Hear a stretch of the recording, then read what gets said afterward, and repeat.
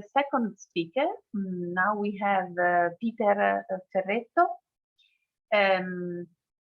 Peter is an associate professor and the director of the Master of Architecture program at the School of Architecture at the Chinese University of Hong Kong. He was also associate professor of architecture at Seoul National University, and prior to that was also unit master at the Architectural Association in London.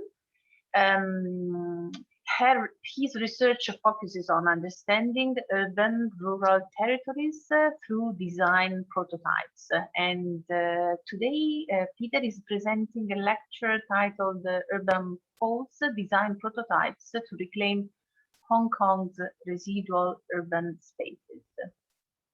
Peter, the floor is yours. Thank you, Louisa. Thank you very much. And thank you also to Francesco for inviting me to this wonderful, wonderful event. And it's also nice to see so many friends. So I'm just going to start by sharing my screen. And then, are you able to see it? Great, yes. Great. So I'm going to talk. It's a little bit a deviation, but most of the title is right. It's just that at the end of the lecture or the talk, I'm going to talk a little bit about the rural condition that I think is also relevant to this question that Francesco is asking about the Greater Bay Area, because I think it's not entirely just urbanized, and there are areas that were rural that are becoming urbanized. But the focus of my talk really is around these two words and the order of the two words, making place and placemaking. And I'm very intrigued by the combination and how they kind of, in a way, subtle way, change by the way that you sort of, the order that you put them. And a lot of what you're going to see is especially a talk about how things are made. And I think over the last 5 years, I've kind of, since I came to Hong Kong, I'm very much focused on how, I wouldn't say buildings, but maybe prototypes are elements that are research elements that can kind of generate a form of knowledge, in the form of knowledge as the built prototype at the end, but also the kind of research that you have to do and the trust you have to gain in order to build these things. And what I want to show you really is two examples.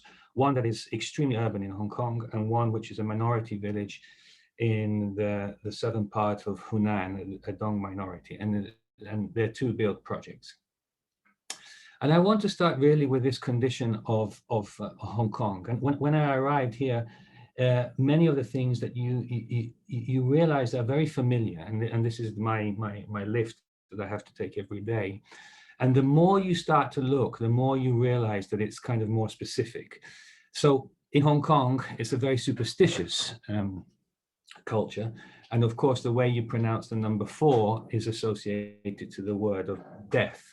And therefore, and this is no exaggeration, every domestic lift has no number 4. So you enter in a sort of John Malkovich condition where the number 4 is missing. Aside to that, you start to look and you see these amazing conditions of, the infrastructure. It's very much an engineered city. I mean, extreme topography gives rise to these conditions, but at the same time, these conditions then get colonized by these wonderful events. And this event is a religious event that happens once a year and lasts 2 weeks. And what's interesting to me is not being able to really understand the depth of what is happening. I kind of look at it as an urban episode. And therefore you go in and what you feel is this kind of very rich ethnographic, anthropological culture that is happening associated to these buildings. And on top of that, you see how they build these buildings. And to me, there's an extreme beauty that many people have kind of have talked about, but specifically, I'm interested in how they relate to organizing residual spaces. And in my studies, I came across an estate that many of you will know. For the people who don't know it, it's Mei Fu, built in the late 1960s. It's really the first realization of a plan voisin in Hong Kong. It's the first sort of private estate, and it's built over sort of 20 years, but effectively it's 99 towers, and depending on the year is about 80,000 people. So it's an incredible kind of spot. And this is what it looked like when it was first built. It's built on reclaimed land, and you can just see on the left that there's this kind of dual carriageway that sort of bisects it. And I got very interested in this condition, and I thought, wow, this is something that, you know, typically, and the way I was sort of taught, would be something that you shouldn't do. You shouldn't sort of bisect in a residential area with something of this size of infrastructure. And then I realized that actually it's an incredible opportunity to kind of engage civic life. And this is a wet market that is underneath it. And with my students, we started to look and to map, and talking to the local councillor, we found out that this space is a space that is owned, you know, I would say, by so many government bodies. There's the lands department, there's the transport department. It's very, very difficult to do anything kind of permanent, but temporary events could happen. So talking to the local councillor, we had this idea that many of the residents have a lot of books, but they don't want to throw away their books. There's no space to keep them in their house. And therefore he was thinking that we could have an exchange. So we made this structure that was part of a course I taught, and it's called the Book Tree, and it's simply a platform where people come and deposit books, and then people take them away.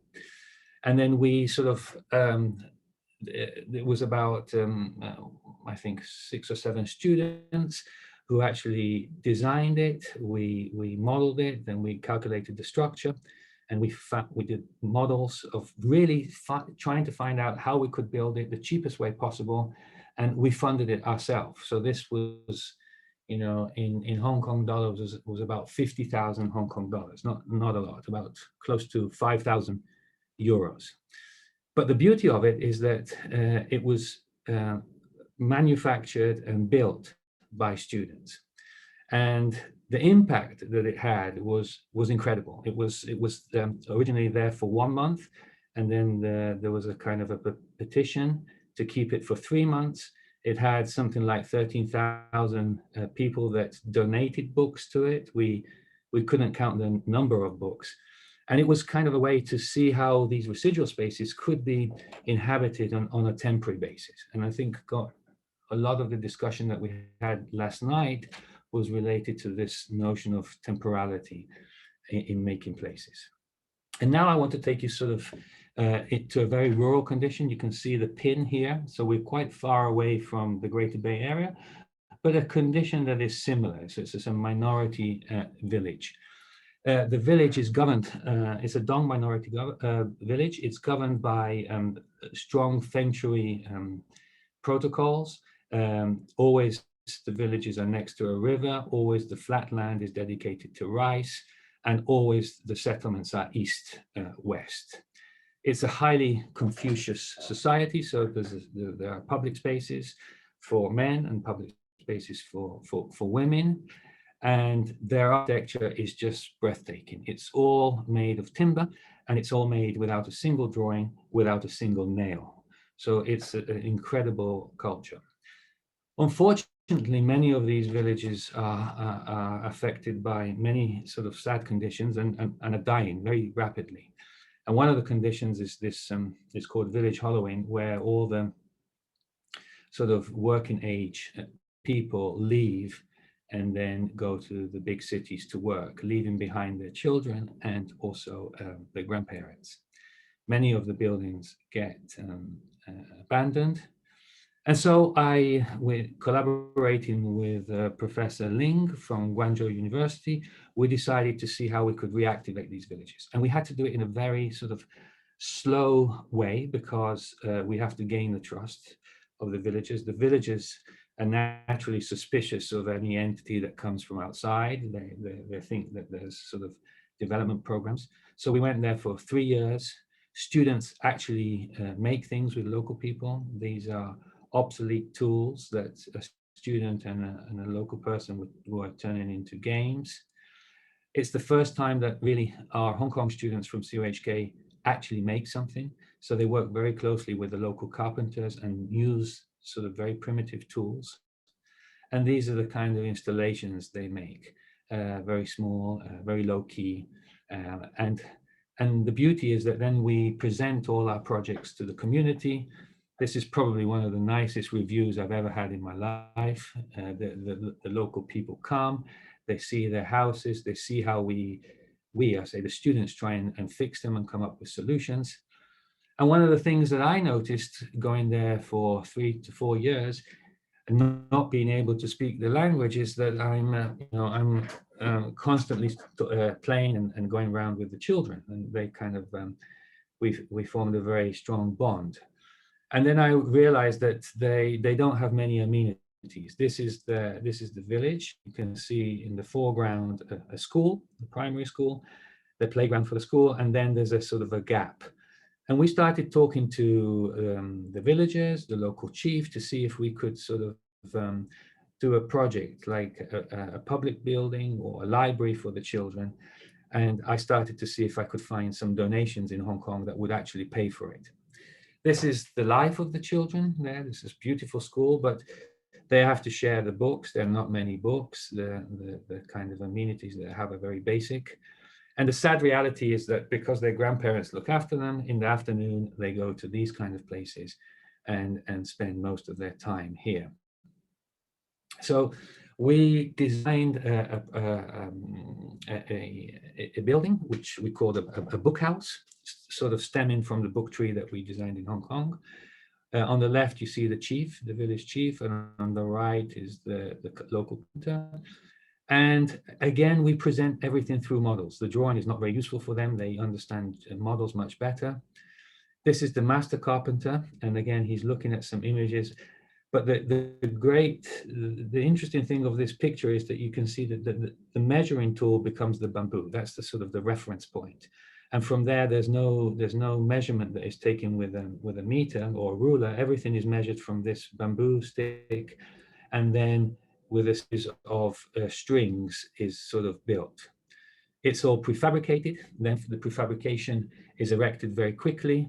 And then you can see that it's a traditional house, but inside we wanted to subvert it and make it into a kind of interesting library space. Here you have what it looks like at night or early evening. And you can see the bottom part is a public space. I'm very proud, always since I started studying architecture, I wanted to do a building that has no door. This building has no door. It belongs to everybody. There are no keys. Everybody can go in when they want. It was donated from us. And then all the books we also were, we crowdsourced ourselves and sort of managed to put in. And you can see these beautiful moments that happen early in the morning before the children go to school. They're able to pick up a book, wait, and sort of spend some time. And this is the south facade. And if I've got time, I just want to finish with I think it's about a 3-minute video of the process of making it. Thank you.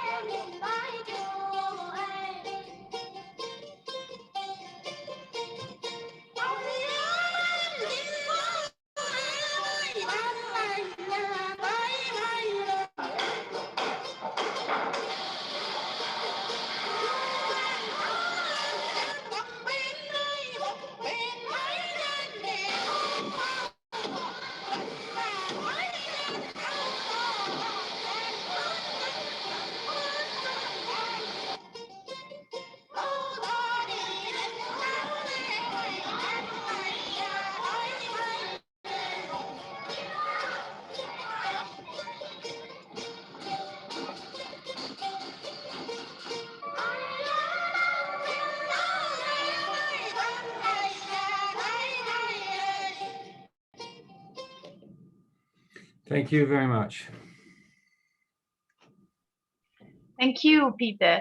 It is a wonderful project. Congratulations. I really appreciate your overview from a big scale to very small, everyday and sensitive approach to a small, marginal community, which is not part of a big city or big urban environment. I think it is important to reflect on places in such contexts which are not on the mainstream discussion, let's say, but that can have a huge impact, as you were clearly explaining in your presentation. And this is also very different from the previous one. So then later in the discussion, I'm curious to see how panelists will respond to your presentation.